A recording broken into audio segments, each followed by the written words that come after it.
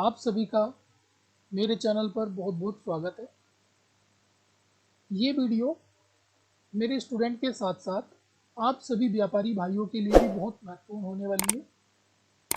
जैसे कि थंबनेल में ही आप जान चुके हो कि जीएसटी की स्क्रूटनी का नोटिस, उसके बारे में मैं इस वीडियो में बताने वाला हूँ। कृपया इस वीडियो को कंप्लीट देखें क्योंकि आधी अधूरी जानकारी खतरनाक होती है।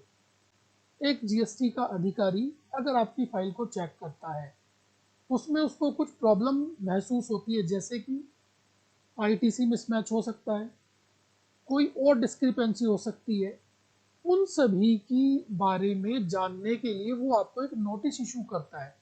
इट मीन्स वो आपसे एक सिंपल क्वेश्चन करता है कि मुझे इस बात का जवाब आपसे चाहिए। अगर उस नोटिस का आप जवाब दे देते हैं, सेटिस्फाई हो जाता है अधिकारी, तो कोई प्रॉब्लम नहीं होती है।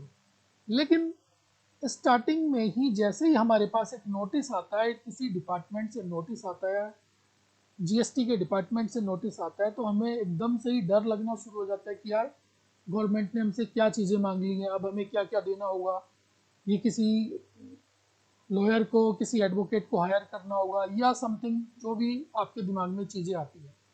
तो देखिए, इस वीडियो में मैं आपको एकदम सिंपल लैंग्वेज में समझा रहा हूँ कि स्कूटनी का नोटिस क्या होता है, क्यों आता है, आप इससे कैसे रिप्लाई, खुद भी आप इसकी रिप्लाई कैसे कर सकते हैं। सबसे पहले आप ये समझ के चलिएगा कि डिपार्टमेंट जब भी आपसे कोई इंटरेक्ट करना चाहता है, जब भी आपसे कोई बातचीत करना चाहता है, उसका माध्यम एक नोटिस होता है। अब आपकी फाइल में किसी भी अधिकारी को कुछ प्रॉब्लम मिलती है, वो आपको डिटेल भेजता है। ये किस किस कंडीशन में होती है? देखिए, सबसे ज़्यादा आजकल जो नोटिस इशू हो रहे हैं 2017 से लेकर के 18 के साल के अंदर, अगर कोई भी आपकी आईटीसी में मिसमैच है, तो सबसे ज़्यादा नोटिस उस वजह से आ रहे हैं। जैसे कि आपका जीएसटीआर 2A के अंदर बिल कुछ और आए हुए हैं, आपने अपनी बुक्स के अंदर कुछ और लिया हुआ है। उन दोनों को डिफरेंसेस को जीएसटी का अधिकारी उठा लेता है, उनको चेक करता है। चेक करने के बाद में जो डिफरेंस निकल करके आता है, वो आपके उसमें निकालता है कि ये अमाउंट आपने एक्सेस लिया हुआ है, ये आप इसको वापस करेंगे, विद इंटरेस्ट के साथ वापस करेंगे और इतना रुपए आपके ऊपर लगा देता है। सपोज कोई भी एक्स अमाउंट आपके ऊपर लगा देता है, बोलता है कि ये एक्स अमाउंट आपको डिपार्टमेंट में जमा करना है। अब ये नोटिस देखने के बाद में कोई भी पर्सन जिसको लगता है कि मैंने सब कुछ ठीक किया हुआ है, कोई प्रॉब्लम नहीं है, अचानक उसको मिलता है, वो समझता है कि यार ये क्या हुआ। उस केस में, उस सिचुएशन में पैनिक होने की ज़रूरत नहीं होती है। सबसे पहले अगर आपको समझ नहीं आता तो किसी ऐसे कंसल्टेंट से आप मिलिए जो समझदार हो, उस चीज़ को हैंडल कर सकता हो, उनसे जा कर के मिलिए। या आप सिंपल उस लेटर के अंदर देखिए कि अधिकारी आपसे क्या पूछना चाहता है। सबसे ज़्यादा मैंने आपको मोटा मोटा बता दिया है कि सबसे ज़्यादा जो आजकल नोटिस आ रहे हैं डिपार्टमेंट से, उनका कारण है कि आपके जो जीएसटी, आपने जो जीएसटी के अंदर आईटीसी लिया हुआ है, वो आपके 2A से ज़्यादा होगा। ठीक है, उस केस में डिपार्टमेंट वाले बोलते हैं कि आपने ये ज़्यादा लिया हुआ है, उसको आप वापस कीजिए। सबसे ज़्यादा नोटिस आ रहे हैं। तो सपोज आपके पास में स्कूटनी का नोटिस आ ही जाता है, आने के बाद अब आपने क्या करना है, देखिएगा। सबसे पहले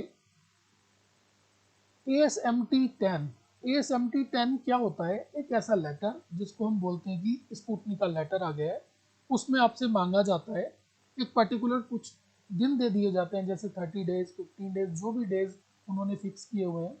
ASMT 10 में यूजुअली 30 डेज का होता है। उसमें आपसे रिप्लाई मांगा जाता है कि अगर आपका डिफरेंसेस है या कोई डिस्क्रिपेंसी है, तो उसका आप हमें एक्सप्लेनेशन दीजिए।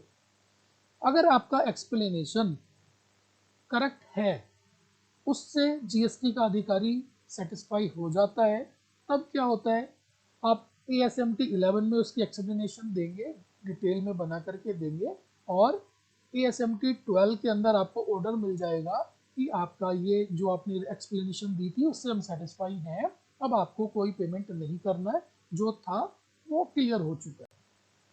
दूसरी सिचुएशन ये आ जाती है कि जब आपके पास में ASMT 10 के अंदर कोई रिप्लाई मांगा जाता है किसी पर्टिकुलर चीज के बारे में, किसी पर्टिकुलर क्वेश्चन के बारे में, तब आपको आपका जो जवाब होता है, आपकी एक्सप्लेनेशन होती है, उससे GST का अधिकारी सेटिस्फाई नहीं होता है। उस केस में वो आपको कुछ और चीजें मांगता है, जैसे कि आपसे मांग देता है कि आप इसकी डिटेल बना करके दीजिए, पर्टिकुलर आपको अलग से दिन बना देगा कि आप एक्स्ट्रा 15 डेज के अंदर ये डिटेल आप दीजिएगा।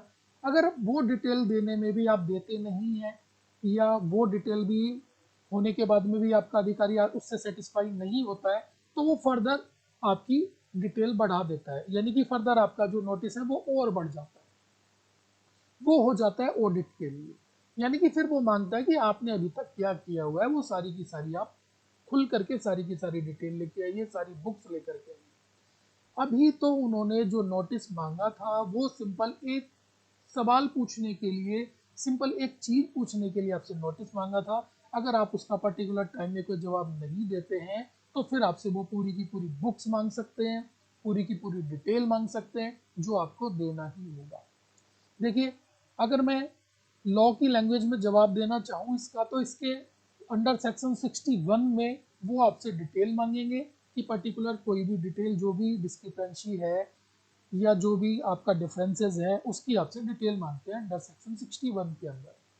अगर वो आप टाइम से जवाब दे दिया, वेल एंड गुड।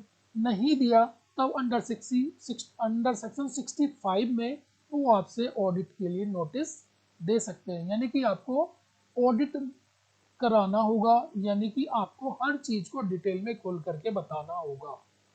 अभी सिर्फ एक चीज बतानी थी, अब यहाँ पर आपको पूरी बिजनेस की पूरी बैलेंस शीट के अंदर सारी चीजें खोल करके बतानी होगी।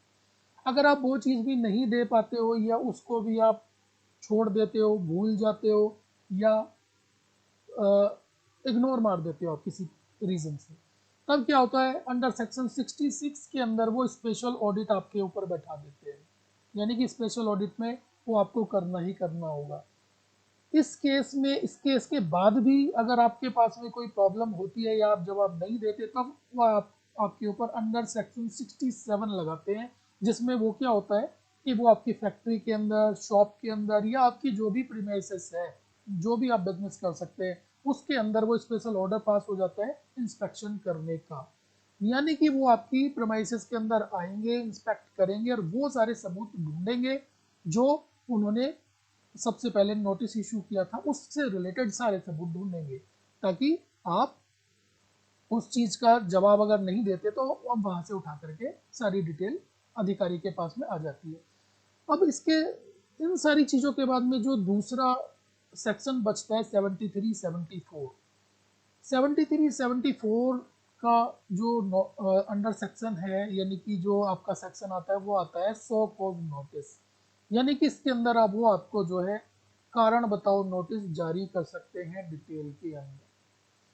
तो जो मेरी आपको सलाह है, जब भी आपके पास किसी भी डिपार्टमेंट से, अभी तो मैं GST डिपार्टमेंट की बात कर रहा हूँ, तो GST डिपार्टमेंट की बात कर रहा हूँ, तो सबसे पहले GST डिपार्टमेंट से जो भी नोटिस आपके पास आता है, उस नोटिस को कंप्लीटली चेक कीजिए, विद इन टाइम पीरियड उसका रिप्लाई कीजिए, ताकि जितना उन्होंने मांगा है उतना ही आप उनको जवाब दीजिए।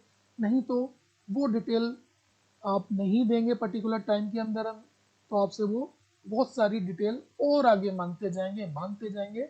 फिर हो सकता है आपके ऊपर पेनल्टी लगा दें, या उनके कोई और प्रोविज़न है उसके अंदर 65 67 73 74 यहाँ तक डिटेल में जा सकती है बातें।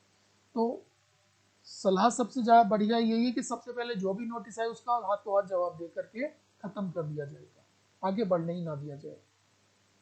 दोस्तों, जो भी मेरे स्टूडेंट्स हैं, उन सभी के लिए मेरा मैसेज है कि ऐप, एक मोबाइल ऐप जो है टैक्स एकेडमी के नाम से, वो आपके मोबाइल प्ले स्टोर में आया हुआ है। आप वहाँ से जा कर के मेरा ऐप डाउनलोड कीजिए।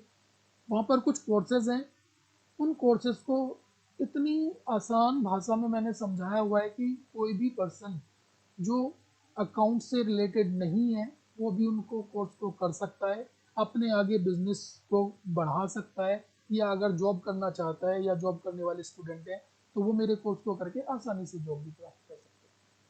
दोस्तों, अगर मेरी ये वीडियो आपको अच्छी लगी है तो प्लीज़ अपने दोस्तों के साथ, अपने बिजनेसमैन फ्रेंड के साथ आगे शेयर कीजिए, मेरे चैनल को सब्सक्राइब कीजिए और वीडियो को पूरा देखने के लिए थैंक यू वेरी मच।